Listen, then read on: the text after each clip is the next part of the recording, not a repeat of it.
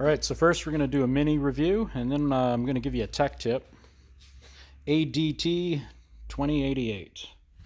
It is a random orbital palm sander. That's it. So, I bought one of these 4 years ago. I sand every single day. It's never skipped a beat. It seems good. I looked at Amazon. You can get these. And some of the reviews I noticed, most of them are, the ones that are good seem to make sense when you read them. And then there's some where people complained or they're wobbly or whatever. And look, right out of the box, this one is only a few weeks old and it was wobbly. Replace your pad. If this gets bumped in transit or anything, you know, you get a little bit of a wobble. And again, some wobble is whatever. But the smoother these are, the better. Now, a lot of parts stores, I'd assume, would do what my parts store does, where I buy a lot of these. If I get one that's wobbly, I just send it back and they send me another one. And in this case, I'm getting them from ProTech, I believe. There you go, protech.ca. But I mean, I get these at Benson's, Napa, different places have them. My paint supply guy has these. Love that sander. So, next thing I want to talk about, a little 3.5-inch pad.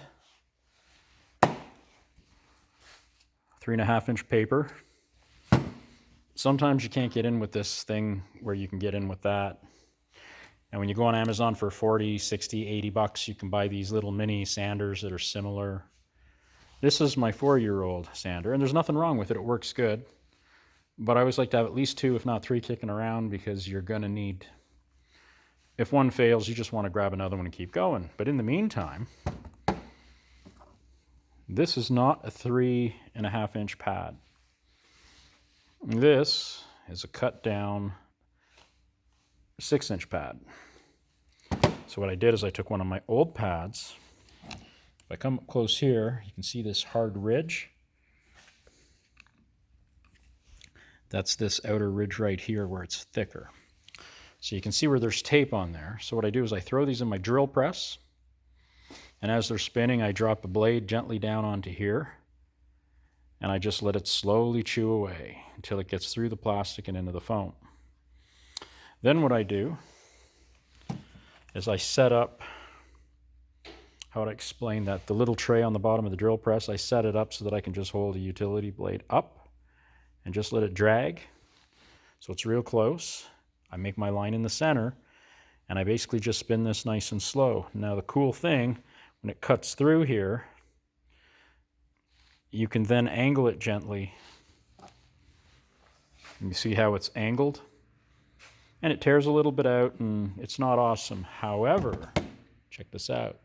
Super duper soft. Now the reason it's so soft, there's really nothing behind it for a little ways. Now if you look at how this is, it's backed all the way to this edge. And don't get me wrong, this is also super soft. But this is really, really soft.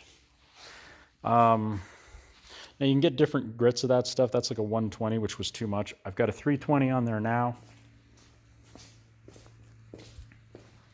And because it's so soft, I was able to get up in this concaved, I think you get the idea. So if I come up from here and I push a little harder onto the hard paint, it's soft enough that it makes everything nice and smooth and straight across. You can't stop in one spot. You do want to kind of keep going and moving it around. You got to be very gentle. This bottom part was all blocked out with a tubular block. But I did grab this, angled it in to where it fit real snug. And you don't stay in one spot. You got to keep going. And I went across it a couple times back and forth, basically just to take out the 220 sand scratches. Now we're down to what is a, yeah, right, 320, sorry, 320. Now if you're doing a base clear, you want to go down and take that down one more time. Again, I just use this, or even by hand with a block or a soft sponge. You get these when you buy fenders and stuff. You can stick your pads right on these and look, you can push that right into a spot, but it'll still be relatively better than, you know, the 3 lines your fingers will groove in. So there's soft sponges, hard sponges. Now, when I say sponges, I mean sponge blocks, right? So like if you want to come in here where this is like, it's round coming from all sides, like it's like a dip. Again, so I took my sander, we did all the straights first, and then I came in and just round and round and round. You will never see that there was any body work in there when you're done. So anyway, you're gonna have lots and lots of sanding discs where, just like this one here, well, this has paper on it, but usually, see, once you start getting this and starts delaminating, they suck. Reuse it, right? Or if you want, I dropped it on the floor, but you can go ahead and buy these. They are soft, but they're only soft in for so far. Where I find these, plus they're also probably half wore out. I got lots of them kicking around, so I just cut them. Now, when I cut this last one, this one showed up the next day. But when I realized how much rounder that'll flex in, there's nothing wrong with this, but for what I was doing today, this was way better, because you really want this edge to, you can see how, I wonder if we can catch that really, really well. Look at that. Right, that's not a lot of force, and like, I mean, it'll just absorb it.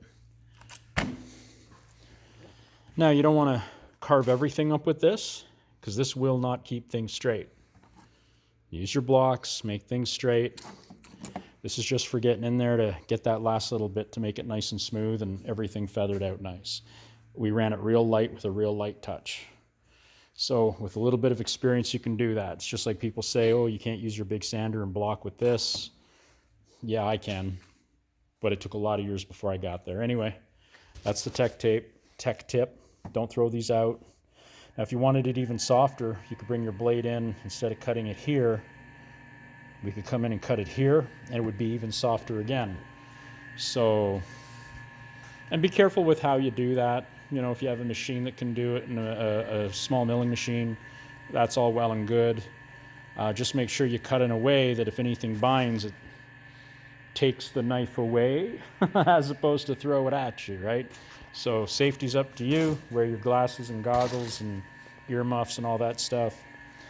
But this cut down is softer than this. And like I say, if we cut it, if we needed it really, really to get in somewhere, we could cut it into here, and that thing will almost fold over on a 90, perfectly round. Anyway, it's a cool trick. It'll get you out of a jam in a weird place. Cheers.